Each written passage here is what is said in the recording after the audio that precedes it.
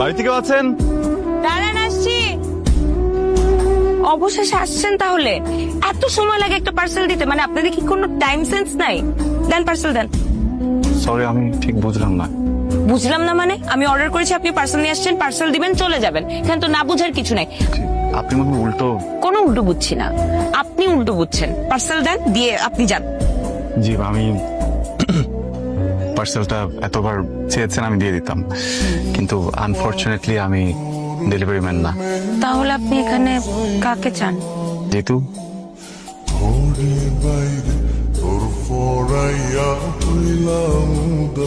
মা, জিতু।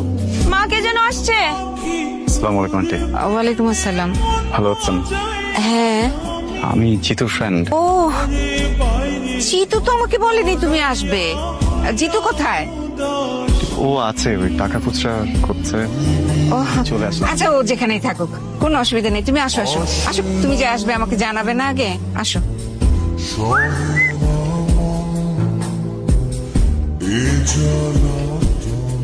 এইভাবে একটা মানুষকে অপমান করা ঠিক হয়নি। লজ্জা একবারে লাল হয়ে গিয়েছিল। কি ডেলিভারি ম্যান, তাই না? হ্যাঁ, তোর এত বড় সাহস, তুই আমার বন্ধুকে ডেলিভারি ম্যান বানাস? হ্যাঁ, সব জায়গায় পাকনামি পাকনামি তোমার করতেই হবে। ভাইয়া ব্যথা পাচ্ছি, আমার কি দোষ? উনি বলতে পারতো না সে তোমার বন্ধু? বলে নাই, কি করছে? ড্যাব ড্যাব করে তাকে আছে। তাই বলে তুই এসব বলবি? এসব বলবি? হ্যাঁ,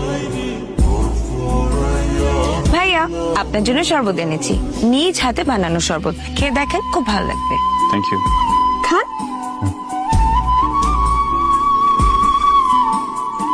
শরবত নাকি সল্টেড ড্রিঙ্ক?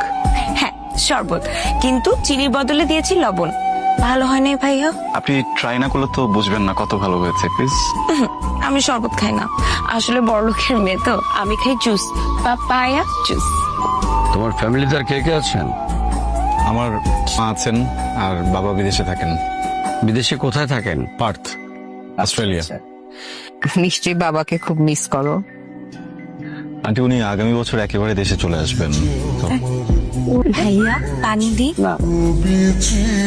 না না না না, পানি পানি না, পানি আধা ঘন্টা পর্যন্ত পানি খেতে হয় না, খাওয়ার পরে ডাইজেশনের প্রবলেম হয়, আমি খাবো না।